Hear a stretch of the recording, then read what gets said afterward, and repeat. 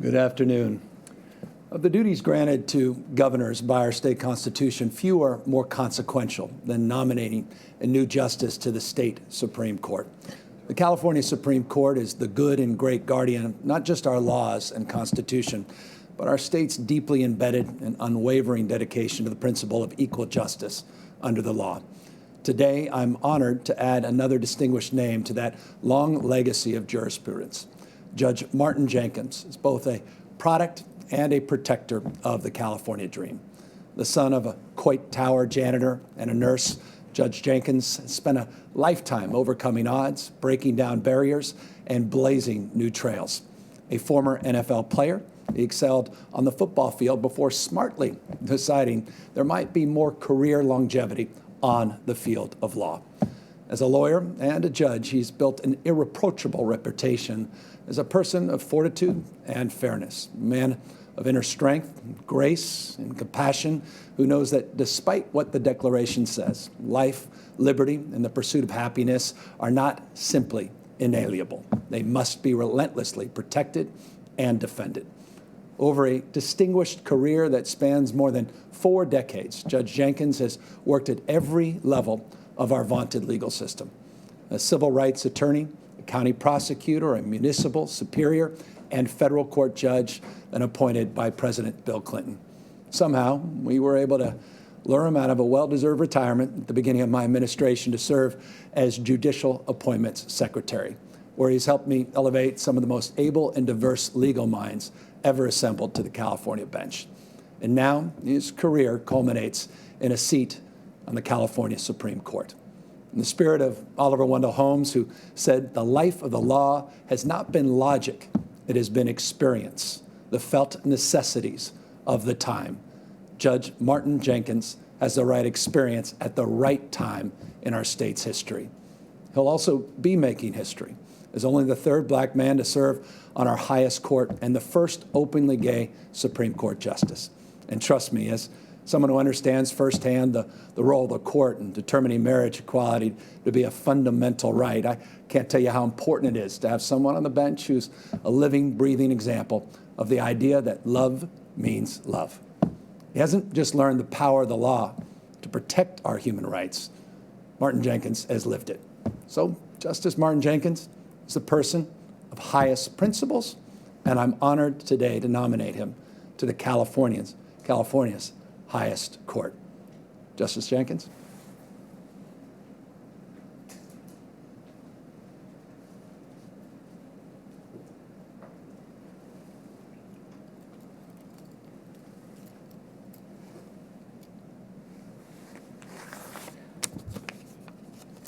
On a day like today, the only emotion that I can think of to express is one of sincere gratitude to you, Governor, on behalf of me and my family for the honor that you accord our family today. In the short time I have, there are far too many people to thank for the road that has led me to this place, this juncture, at this time. So a few simple thank yous and acknowledgments will have to suffice. I want to start by thanking you, Governor Newsom.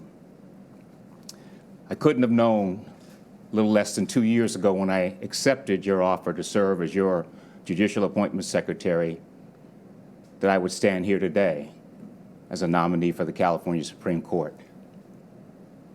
And you couldn't have known when you took the oath of office 2 years ago of the challenges that you would face, the untold challenges you have faced, with wildfires on one hand and a pandemic on the other. And I have had the pleasure of watching you for the last 2 years deal with those challenges, straightforward and upright, leading from the front.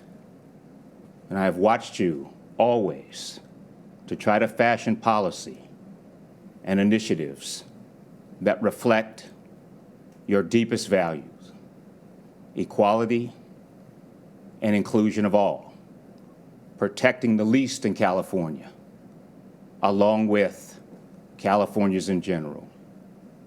And I've been inspired by your work.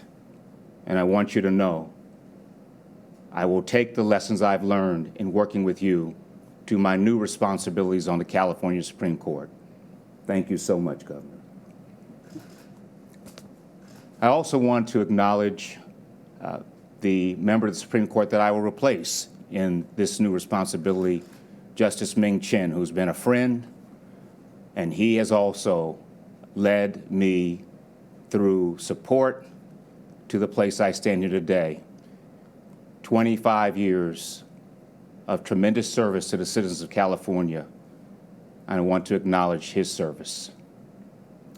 It would also be remiss if I did not acknowledge, and I heard you say, Governor, that I am the third African-American man ever to serve on this court. But my career spans the first two.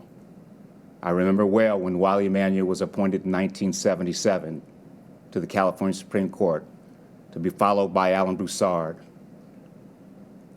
I understand that it's been 29 years since an African-American man has served on the High Court. And I would not be here today without the support and mentorship of both of those men and others, Judge Judy Ford, Judge Thelton Henderson, all of whom blazed the trail so that I could stand here today and accept your nomination, Governor. Closer to home, my parents are no longer with us, but I know they know what is transpiring in this moment. I can't imagine that my parents could have imagined that I would stand in this place today, or that they could see that I would be a nominee to the California Supreme Court. What I do know is that they knew what I would need to be in a position to qualify for this kind of opportunity. They gave all of their kids a fine education. They taught us respect for others. And as importantly, they taught us the value of serving others, public service, which my father modeled as a janitor at Coit Tower for well over 25 years. Those are the values my sisters and brothers have. Those are the same values that I saw in my partner, Sidney Shan. They caused me to fall in love with him. And while my parents aren't here today, he is, and I thank him for my support. I think in closing, I want to say something about being a first. There have been firsts, and there will continue to be first. There's a significant responsibility that goes with being first that I think can be best dispatched in doing the work at the highest level I possibly can. But I want to say to some young person who may be out there today who is struggling with their identity, anyone who knows me knows my identity has been, as a gay man, perhaps the greatest challenge of my life. And it has not been easy. But I want to say today to those young people who may be watching and those who may hear about what has transpired here, that I am not here in spite of the struggle. I'm here because of the struggle. It has deepened my character, afforded me sensibilities about the world and about people who are not so willing to accept that people can love differently than they do, but nevertheless love sincerely and genuinely and effectively. I want these young people to know that living a life of authenticity is the greatest gift you can give yourself. And if you do that, you too will find yourself in a position where people see you. They really see you and who you are, your authentic self. And the extraordinary opportunity I'm being offered today, I thank you, Governor Newsom, for seeing me. And I will promise to do my best to dispatch the enormous responsibilities that are incumbent with this great office. Thank you, Governor Newsom.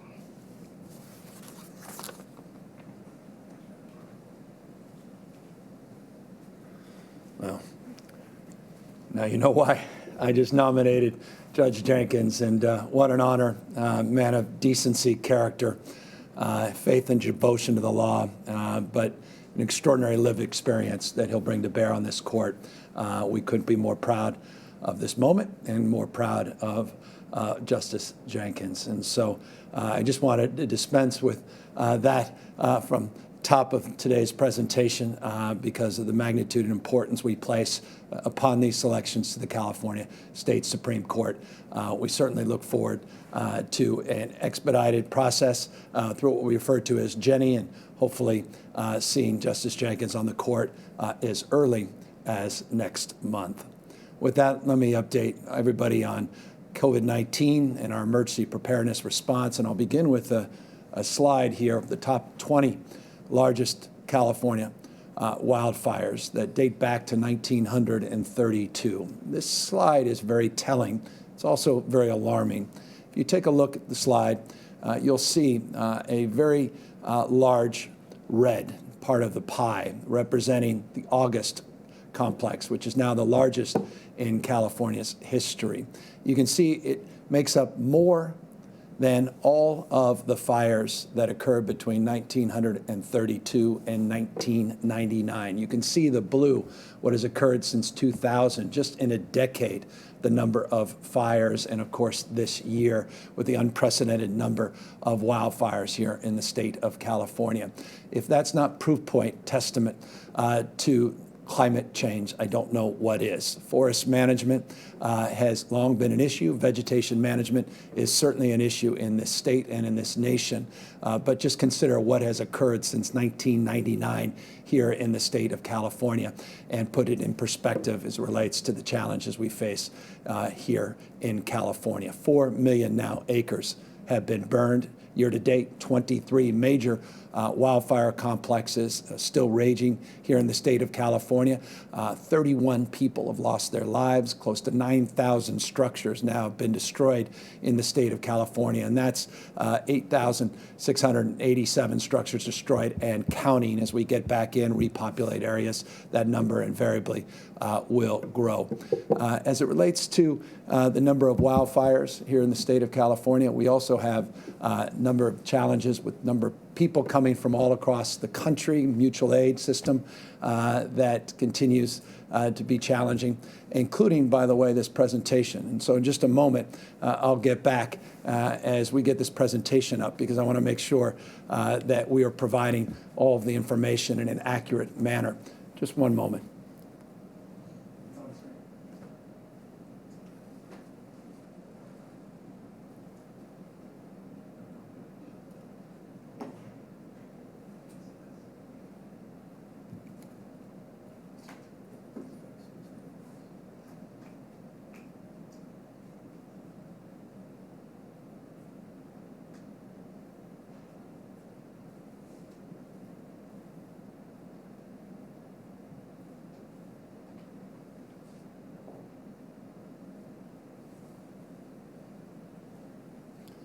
All right. Well, just like the virus and the fire spread, so does our resolve to get this technology back up and running. As I was just noting, we've had over 16,600 firefighters working on these fires, mutual aid from at least 6 states across this country, including the National Guard, men and women all throughout the United States that have been helping support our efforts. As it relates to some of the largest active fires here in the state of California, the one that's top of mind continues to be is the glass fire up in and around Napa and Sonoma counties.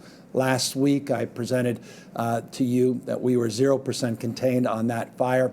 11,000 acres have burned. You'll see a substantial increase in the total number of acres burned, now 65,000. Some progress on containment, 30%, which is encouraging. What's also encouraging is more favorable weather conditions, more seasonable weather now later in this week, not the above average temperatures that have occurred. We also were able to withstand some larger wind events over the course of the last number of days, and that's primarily one of the reasons you'll see the large spread in total number of acreage. But progress being made nonetheless on the glass fire remains one of our top priorities to mitigate the spread and suppress that fire. The Zog fire as well, a new fire complex that we announced last week was 7,000 acres. See today, real progress has been made on Zog, 76% containment, some growth, 56,000 acres, but nonetheless, real containment in this space.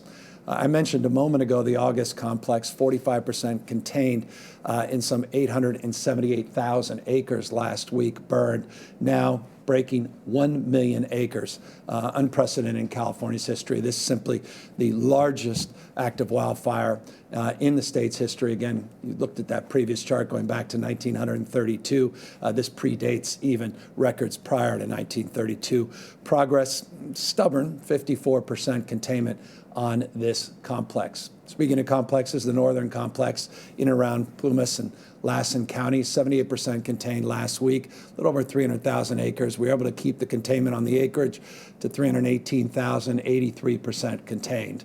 The Creek Fire, large federal fire, though under a joint incident command with the state, California, CAL FIRE, and the U.S. Forest Service in and around the Fresno Madera region of the state, 39% contained last week, 306,000 acres. Again, remember this fire is in that heavily impacted region of the state that was impacted disproportionately by the drought, impacted by quite literally over 100 million trees just in this specific area that fell due to that historic drought between 2011 and 2017. 39% contained last week. Making progress, 48% containment, but you're seeing the acreage we're getting under control in that fire. Speaking of other fires that have generated a lot of energy and anxiety and concern, the LA County Bobcat fire last week, we made some real progress, 62% containment, a little over 100,000 acres, more containment now this week, almost 88%. In fact, 88% to be exact, containment on that fire, and you could see the total number of acreage burned holding very, very steady. So again, favorable wind conditions, favorable weather conditions broadly taking shape over the state.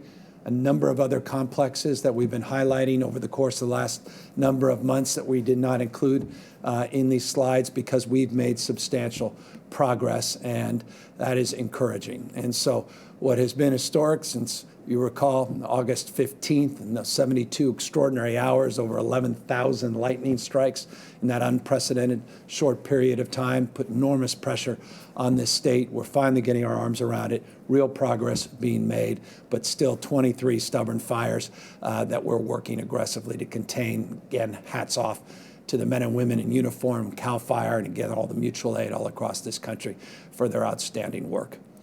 Speaking of work, we continue to have a lot of work to do on COVID-19 transmission and rates of this pandemic and disease. As you can see, we have made progress here in the state of California with stable case rates. I'll highlight those in just a moment, but you're starting to see an increase in COVID-19 cases all across the country. In fact, as of this morning, 21 states have seen an increase in transmission rates of COVID-19. We're seeing this, by the way, not just across the country, you're seeing this increasingly around the world. Take a look at the headlines in France out of Paris today, what's happening in the United Kingdom, what's been happening in Israel, what Germany is projecting and concerned about. And this is the second wave that many had predicted based upon our closest approximate frame, and that's what occurred in 1918 and 1919. And that was a, I think, very, well, instructive example of what can happen if we let our guard down here across not only the United States, but around the rest of the world. The prospect of a second wave potentially being as impactful or more impactful. It certainly was the case, the Spanish flu, 1918 into the fall. And that's why we have to be very vigilant, and that's why we have to be very sober about what is going on. And I'll remind you, and you can see this here on the slide, that it takes about 20 to 30 days to see upticks in hospitalizations and in the ICUs. you'll see that the numbers continue to trend down in the state. But if we start seeing an increased number of cases, invariably, you'll start seeing an increase in the hospitalization, the pressure in our ICUs. This slide, by the way, it can be very helpful. It's a case trend slide over the last 2 weeks all across the United States. Can be deceiving. Again, the green shows that California has fared fairly well over the last 14 days compared to other states relates to the transmission of COVID-19. You can see in those orange areas where you're starting to see an uptake, stabilization, or increase in rates of cases and positivity across the country. And so, again, let us maintain our vigilance. Let us not take down our guard. Let us continue to take very seriously this pandemic, this disease. Here are the case numbers, update from yesterday, 3,055. It comes very close to the 3,074 seven-day average. By the way, seven-day average of cases in the state is slightly better than what this slide represents. Remember, the total test versus positivity rate is over a 14-day period on this slide, 2.8% positivity rate over 14 days. The case rate over a 7-day period, slightly better at 2.6%. Our average number of daily tests are starting to increase. This weekend, we had 160,000 tests, 140,000 tests, 130,000 tests the last 3 days. So we're starting to see a growth in the total number of daily tests, the average tests getting back up, again, impacted substantially by the wildfires over the course of the last 6 or so weeks. So more tests, positivity rate that's holding steady at 2.6% over 7 days. Here reflected on this slide, 2.8% over 14-day period. The hospitalization numbers, as you can see, continue to trend down, 13% decrease over the last 14 days. That decrease is beginning to plateau a little bit. The rate of decrease is slowing. Not only on hospitalizations, the rate of decrease is slowing as it relates to ICU admissions here in the state, represented by a 15% decrease in admission decline over the last 2 weeks. You'll recall in previous slides, going back the last number of weeks, we've seen decreases, 14-day trailing decreases of closer to 20%. So again, beginning to see a plateauing, a reduction in the rate of decrease in total number of cases. And again, we're seeing increases in at least 21 states across this country. Just a sober reminder of the work that we have in front of us. And speaking of work to do, we want to get as many people, or rather counties, as it relates to our county tiered status, represented here in this slide, off that purple bar and get into ultimately out of yellow. We'll update these tiers, we hope, by the end of the calendar year. It's an iterative process. We're using this tiered status to get us through the next number of weeks, and we continue to see more and more progress with purple counties becoming red counties, red to orange, orange to yellow. Tomorrow, Dr. Galley will update you, as he does every Tuesday, with a status list. There'll be a number of new counties moving into yellow, a number of new counties moving into red and orange. Again, progress in the county tiered status continues. I know it's stubborn for some, and I know some counties want to see it move more quickly, and we do as well. But that's determined not by whims. It's determined by data. It's determined by information that's garnered on the basis of case rates and positivity rates in the framework we put out now a number of months ago. And again, we're making progress, but we're doing it in a slow, steady, and methodical way as we move tier to tier. Speaking of methodical, but not slow, we have just released, or rather, we have just sent out to every active registered voter in the state of California, active registered voter in the state of California, ballots. And they've dropped the mail, and voting starts today. And I want to remind people the importance, the imperative of voting, encourage people to do so early to the extent possible. This unprecedented number of mail-in ballots will require an unprecedented effort to safely and responsibly make sure every single vote is counted.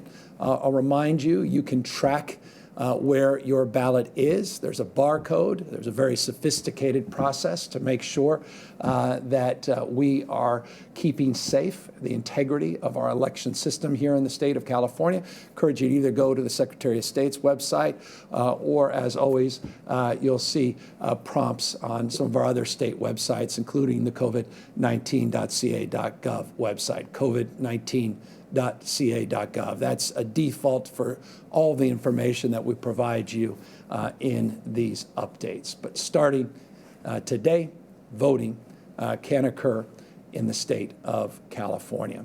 As always, I'll end with our admonition to everybody to continue to wear a mask, continue to do the good work you've done on practicing physical distancing and social distancing, minimizing mixing to the extent possible, and practicing appropriate hygiene, washing your hands and the like to mitigate the spread and transmission of this virus. As we open up more sectors of our economy, as we begin to open up our schools here in the state of California, invariably we have to step up our efforts and our vigilance in terms of the actions individually we take and collectively we take to mitigate the spread of this disease. I'll remind each and every one of you that we absolutely look forward to moving past this pandemic and doing so in a way where people can get back to work, where businesses can reopen, and people can get the kind of quality in-person education they deserve. And every family,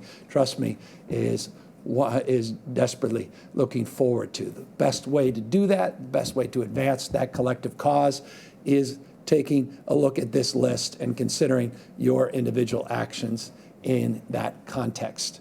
It will be the individual actions, the sum total of which will determine our fate and future and how quickly we can modify and reopen our economy until we have an immunization. And so it is absolutely incumbent upon all of us, particularly this vulnerable period of time where more and more counties moving out of purple into red, into orange and yellow tiers, more and more activity, more and more mixing, that we do so in a safe and responsible manner. And so forgive me for the redundancy, forgive me for repeating so often this mandate, or rather our collective mission as it relates to some of the mandates we put out in terms of mask wearing, but it's about protecting you and protecting your loved ones and helping us safely reopen this economy and get our kids back into school. With that, now that we've got our technology back up and operational, look forward to answering any questions.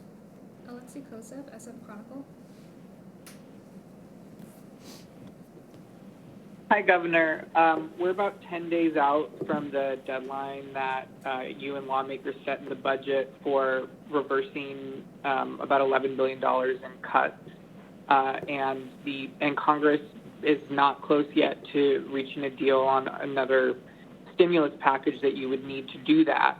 So if we reach that October 15th deadline without a federal bailout, what happens next for the state? And was this the wrong strategy to take for dealing with that budget shortcoming? Well, we've got to balance our budgets. We don't have a printing press, unlike the federal government. So we have responsibility, accountability, legal obligation to balance our budget. And we did so with hope and expectation that the federal government would support additional stimulus, and we're still hopeful that they may occur. Accordingly, you may have seen over the weekend, last few days, the president himself encouraging Congress to get back to work on a stimulus effort.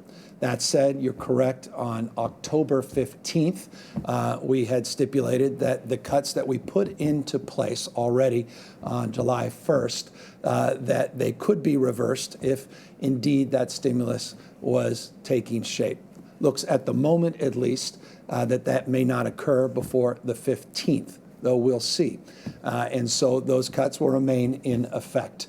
I believe the strategy was a prudent one. I believe the strategy was one broadly shared by both the Senate and by the Assembly leaders. And I believe the strategy is still one that will bear fruit as it relates to efforts of the federal government to do more to support American citizens across this country, including cities and states that support our frontline employees, men and women in uniform, our teachers, and others that are on the front lines of this pandemic. Melanie Woodrow, ABC 7. Thank you very much, Governor. Sean Monterosa was shot and killed by Vallejo police on June 2nd. The Solano County District Attorney has recused herself from the case, and the Attorney General has declined to investigate, though the AG's office is investigating the destruction of evidence by police in this case. On Friday, Monterosa's sisters were part of a peaceful protest outside of your home. 17 people, including them, were arrested for failing to disperse. They say they've reached out to your office several times with no response. Would you be willing to speak with Sean Monterosa's family? Yeah, I'm committed to the broader cause of justice, and as an effort to advance that cause in more than rhetorical terms, was very proud last week to sign an historic package of legislation to codify that. And what I mean is one of the things that we are now committed to doing beginning January of the upcoming year is providing the support of the Attorney General's office by providing more resources so the Attorney General can begin to investigate officer-involved shootings with unarmed individuals that lead to death. The state is advancing that cause, a cause I've long believed in and long supported, and I look forward to getting the resources into the AG's office to do just that. Accordingly, we have been working very aggressively, not just this year in response to the Floyd tragedy, but previous year where we advanced some of our nation's most aggressive police use of force measures and making sure that we're looking at patterns of practices and making sure that we are continuing to evolve in our training and our approach to more equitable law enforcement, including issues of implicit bias, de-escalation, and the like.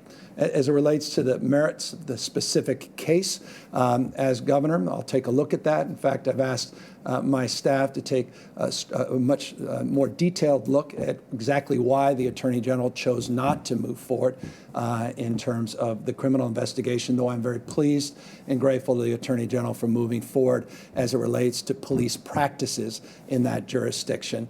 And so we'll have more to say, hopefully very shortly. Brody Levesque, LA Blade. Good afternoon, Governor Newsom. Before I ask my question, I'd like to address Justice Jenkins and just simply congratulations, Your Honor. Governor, looking at the situation on the ground with Disney and some of the other larger corporations that are having these massive layoffs, Disney in particular, have you guys made any allowances at all whatsoever for the aftermath to help these folks out, either through diverting state resources into, say, helping local jurisdictions out? I'm talking beyond unemployment insurance. I'm talking about, kind of a restructuring, because the longer this thing goes on, the more likelihood these jobs just simply evaporate.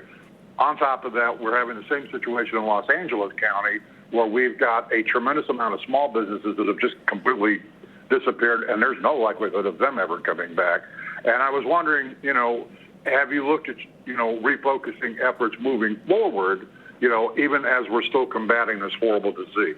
Thank you. You've just made the strongest case for more federal stimulus. The reality is even the nation, or rather the world's fifth largest economy, is in need of support. And in that respect, we've been very strong, very forceful, very active, working with Speaker Nancy Pelosi to make the case anew, as we've made the case for many, many months about the essential nature and the critical imperative of advancing a new stimulus to help support the cause that you rightfully acknowledged needs to be advanced, and that is supporting cities, supporting counties, and supporting frontline workers, including small businesses that have been disproportionately impacted by this pandemic-induced recession here in the state of California. So that cause continues, and that cause is clear, and we have not only been forthright, we've also been very prescriptive in terms of what we're looking for in order to provide an architecture of advancing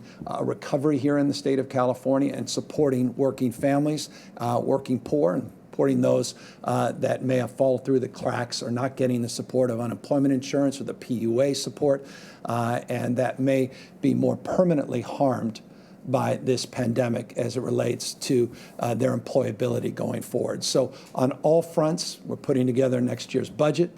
We have an economic framework moving forward. We signed a number of bills and advanced a number of economic and workforce development efforts in our budget. We'll continue to do more of that, and we'll continue to reinforce the imperative of getting more federal supports, including PPP for our businessmen and women, including extending unemployment and PUA insurance, including more direct workforce training supports to get people the skills that they need to get back into the economy as quickly as they possibly can. Alex Michelson, Fox 11.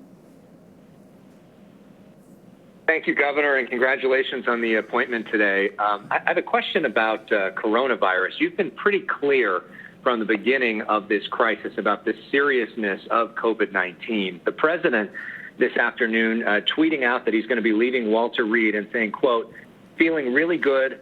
Don't be afraid of COVID. Don't let it dominate your life. We've developed under the Trump administration some really good drugs and knowledge. I feel better than I did 20 years ago." Do you agree with that sort of messaging about COVID, and do you think that could be dangerous for people? It's a political season, so it doesn't surprise me or anybody, but certainly has impacted the president's life quite directly and quite significantly. He's been in the hospital the last number of days. 200,000+ people have lost their lives, lost a loved one. I watched today Mayor Garcia of Long Beach on a national show reminding us that he lost both of his parents to COVID-19. How deadly this disease remains and continues to be. I reminded you a moment ago, and I'll do it again, 21 states are seeing an increase in the transmission rates. Other countries are experiencing what was predicted, a second wave. To minimize, to negate, to dismiss this pandemic as anything but what it is, a deadly pandemic, a deadly disease that's impacting lives, destroying families, as well as our economy, I don't think advances the collective cause of bringing this country back together. Doug Sovereign, KCBS.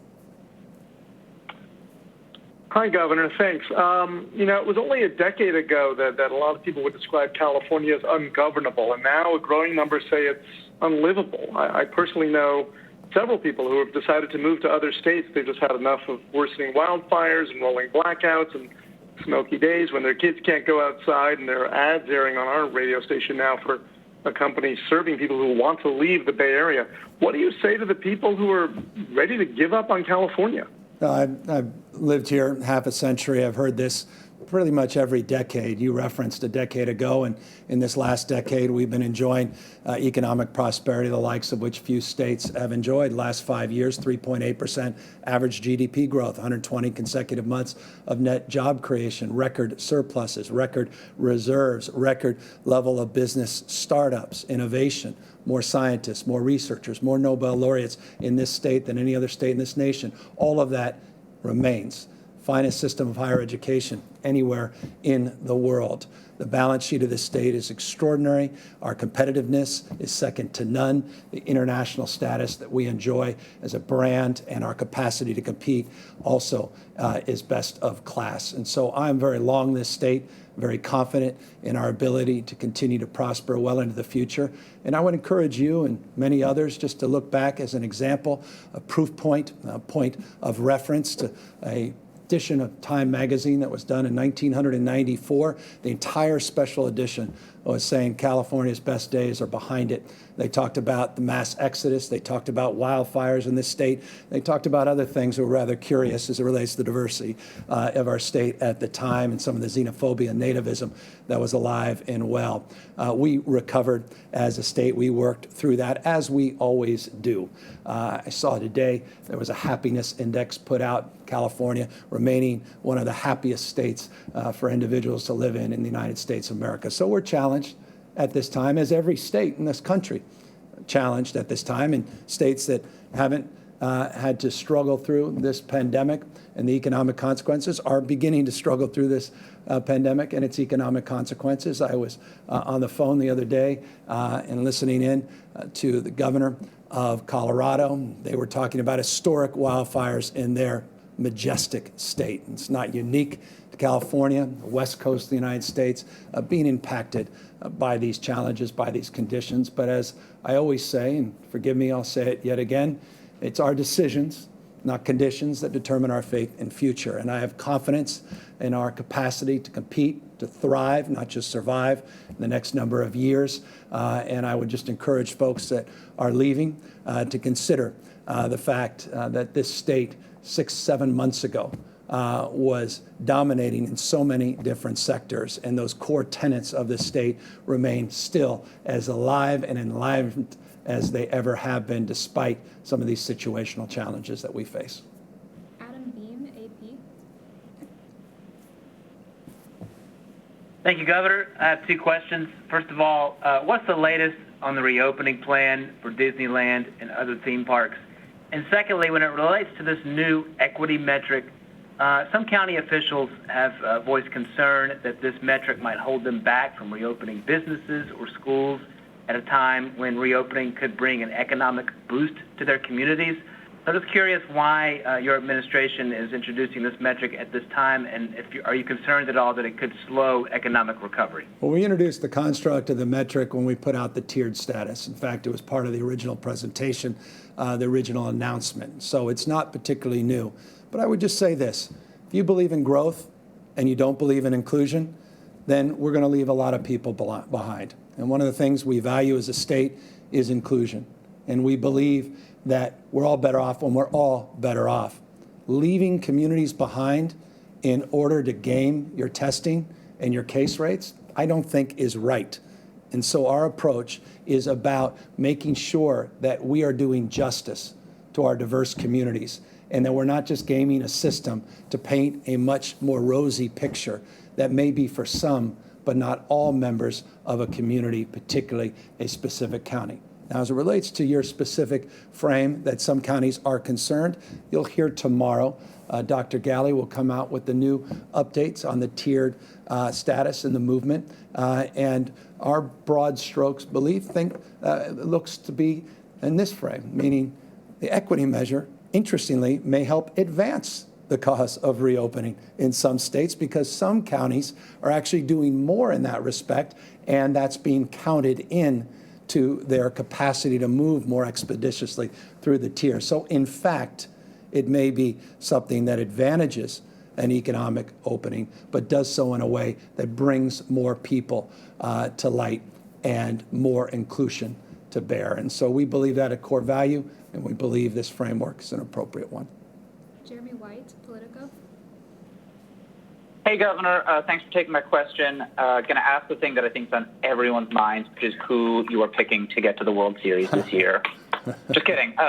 As you noted, ballots have gone out around the state today. I know you've been busy with bill signings and budget stuff, but I'm curious to know, can we expect to see you hitting the trail for ballot initiatives you've endorsed or for congressional candidates or the president in the coming weeks? No, I appreciate that question, and it's one that I've had a number of people have asked me, and we just haven't made the determination. So I think you framed it, and I appreciate you framing it as you did as it relates to what we've had to address in terms of bill signing, some of these wildfires, trying to get the stability, addressing the issues related to transmission of COVID. So campaigning politics has not been top of my mind.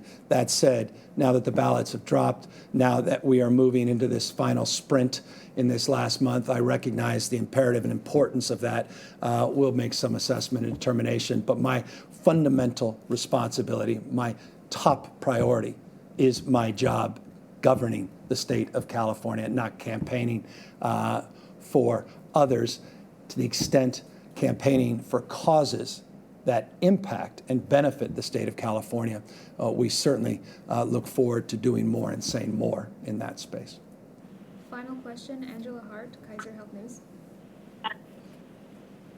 Thank you, Governor. The president's positive COVID test has raised some questions about your own COVID testing. just wanted to ask you, so previously on a few occasions, you've said that you did not want to get tested to preserve those tests, and then later you were tested, which turned out negative. So how many times have you been tested in total, and what were the results? Are you regularly tested? And I'm also wondering if you're planning on perhaps changing your thinking about this approach, given the president's positive test.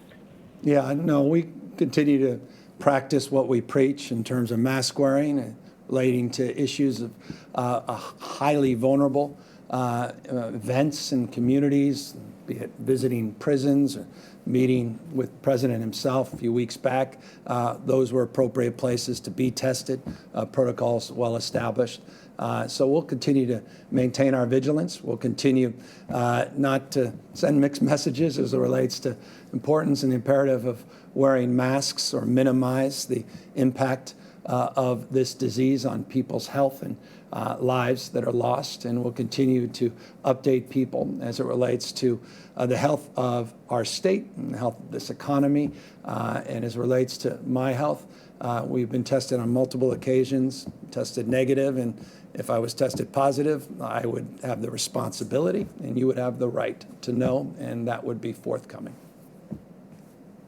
Well, with that, let me thank all of you for your responsiveness to this pandemic and the good work that all of you have done, 40 million of us strong, that have once again moved these transmission rates down. I should just note in closing that the 2.6% 7-day positivity rate is the lowest we have recorded in the state since April.